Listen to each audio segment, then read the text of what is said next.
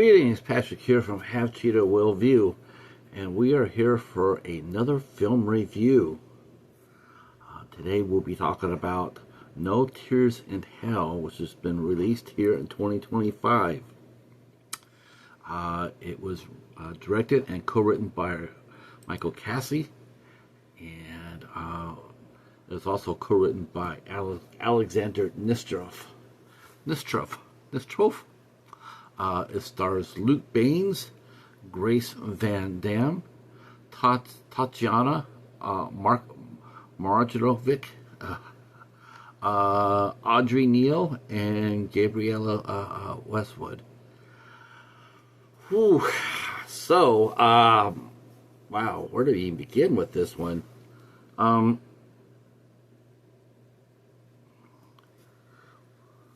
So the film it's based on a true story. No Tears in Hell is based on a true story about actually I think it's based on more than one, but it's based on a story about cannibalism. Like I said, it's been based on. There's been several stories of this, but in this movie, up in Alaska, we see a young man, Alex, and he lives with his mother. In a small town in Alaska. It's like the 30 days a night. It's always dark there. So while this is happening, it allows Alex to go and basically operate among the homeless people in the town, and he sells them small items that they need. And the ones that he's intrigued with, well, he tries to invite them over to his house for dinner. And them being the main course, of course. His mother is also in on the game. We find that out. The mother and the son, basically, it's a cannibalism team. He finds the people, brings them in, kills them. She cooks. She disposes of the body, and he cleans up the apartment. It's very efficient. Incredibly disturbing. I'm not gonna lie to you. This movie is, yeah, it's a corker. I don't do very many extreme horror reviews, but I could tell you, this movie is a hard-hitting one. The actor who played Alex, Luke Baines, man, I don't know if I could be within the same room with him. I mean that in all respect, because his Alex is one of the most unhinged, the most insane persons I've ever seen portrayed in a movie, and I've seen a few. And what really makes this movie really go is two things: his performance. His and actually Gwen Van Dam, who incidentally and sadly has passed away before the movie has come out. She played a great mother. She was in it. I believed her. I was like, are you sure? Maybe this. Are you sure you haven't done this before in a different life? But her and Gwen and Luke made a great son and mom. And you really believed that the chemistry there was really good.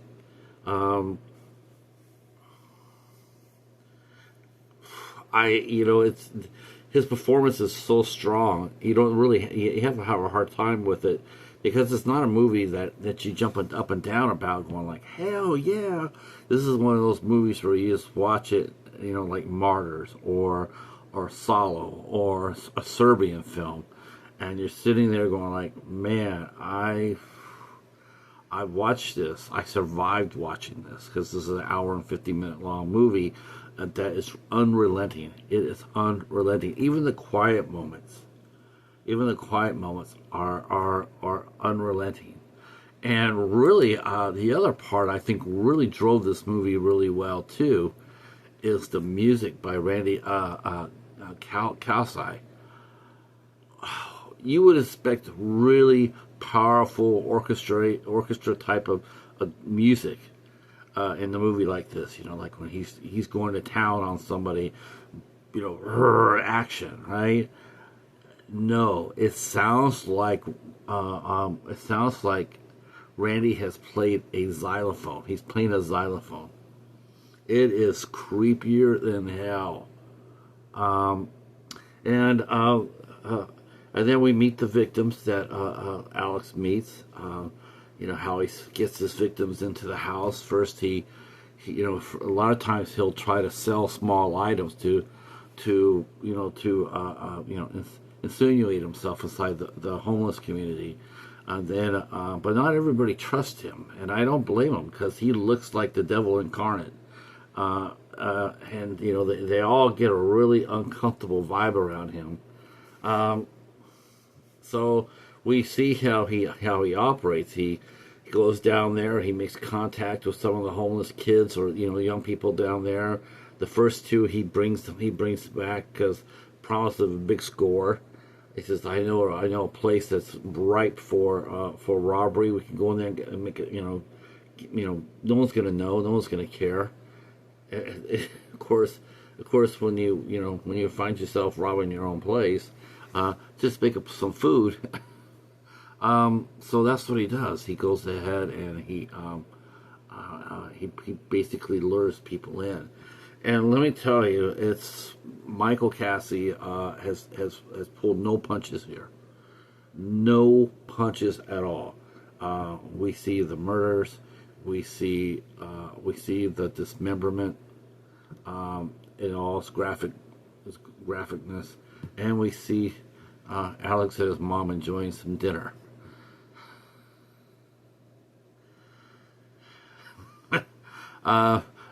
First of all, there's one thing too. There's no animals in this movie at all, so no animals. So, no.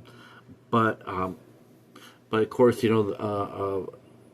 despite them being homeless, doesn't mean that they're not forgotten.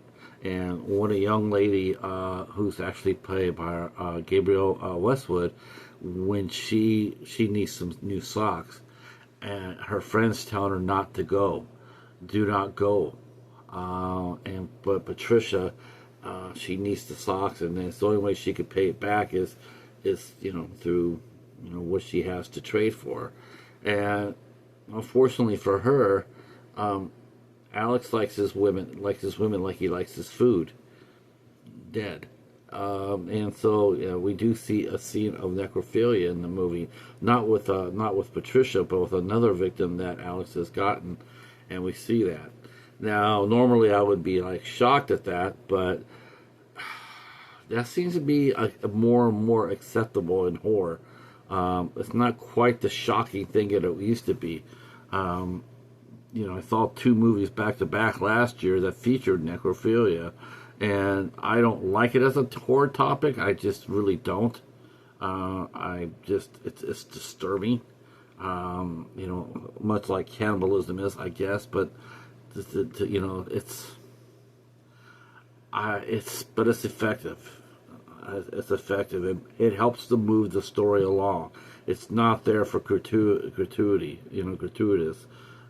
Michael is establishing his characters, and this is who Alex is. He's absolutely 100% batshit crazy.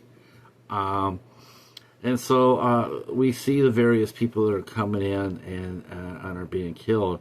But Patricia had a friend who knows, he has strong suspicions that he knows who Alex is and what he's doing. And he tries to warn Patricia not to go. But she doesn't listen, and ends up.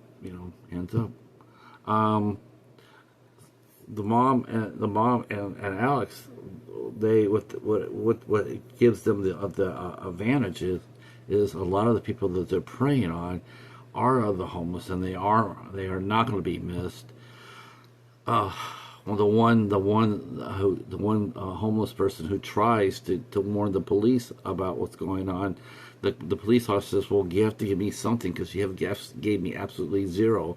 I don't know a name. I don't have a picture. I don't know anything about any of these people you mentioned. You got to bring me something more than coming in here and saying, yeah, so and so is killing people. I'd be up to my neck in that." So when he does try to do that, well, Alex is waiting for him. And the one hope that you have that he might be stopped goes with him. But the mom had mentioned that you have to be really careful about who you snag, because not everybody that you kidnap is gonna be somebody who nobody cares about. You're gonna find somebody whose disappearance is gonna raise alarm, and that's what happens at the end.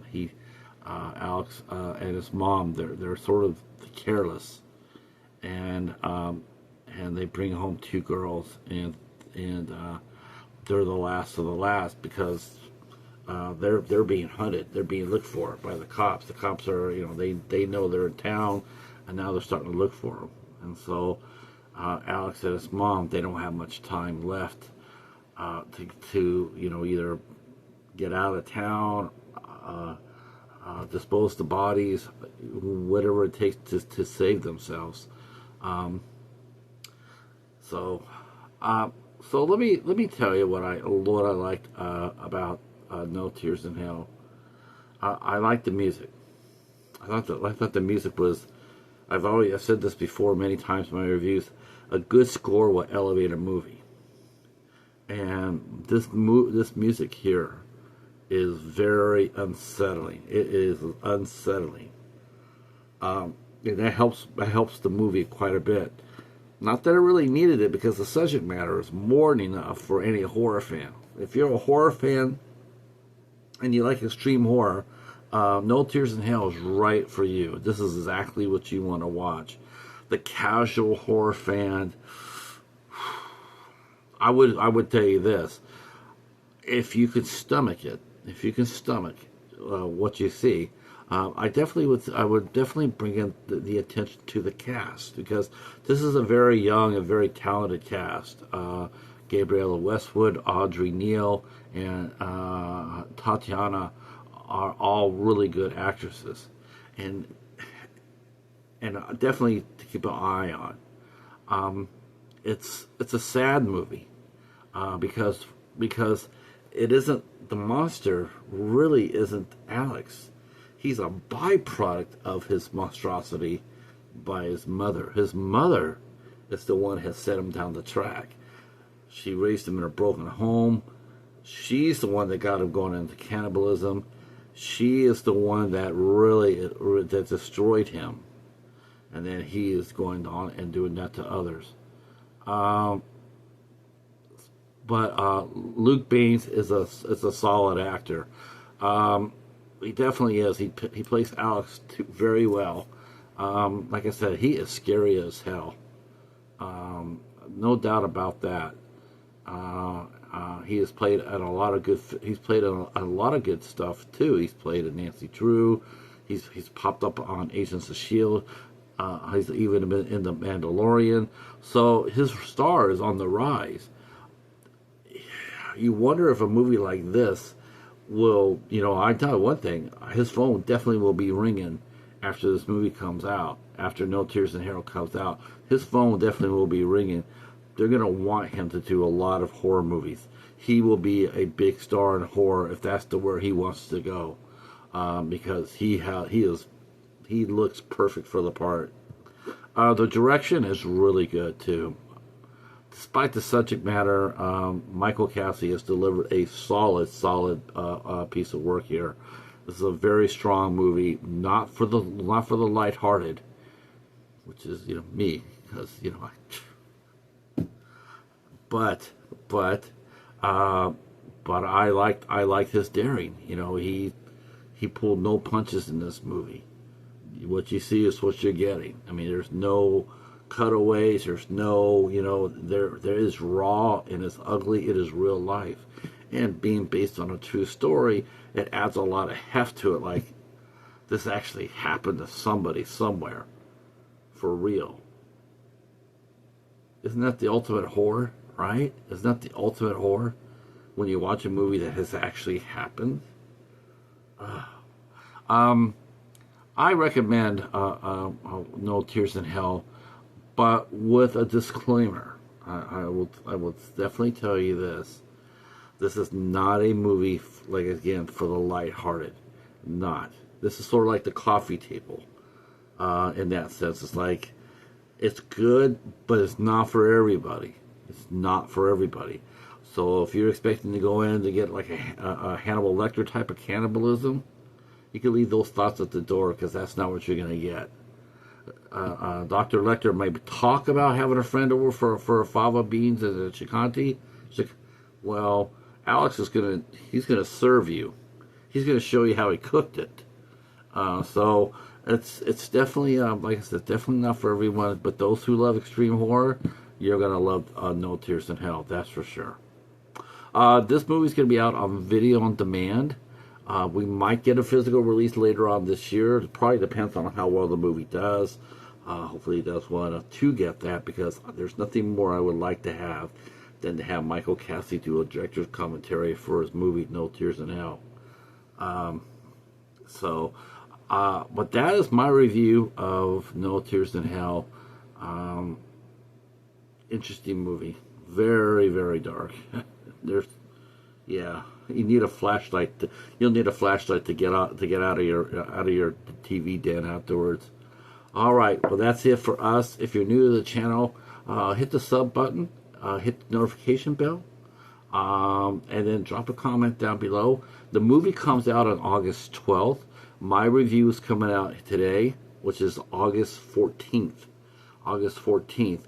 So by this time you hear my review, you'll be able to go and watch No Tears in Hell on many different platforms. And come back and drop a comment. Let me know what you think. All right, thanks again for watching, and we will see you soon. Peace. Peace, not pieces. No cannibalism jokes here. Peace.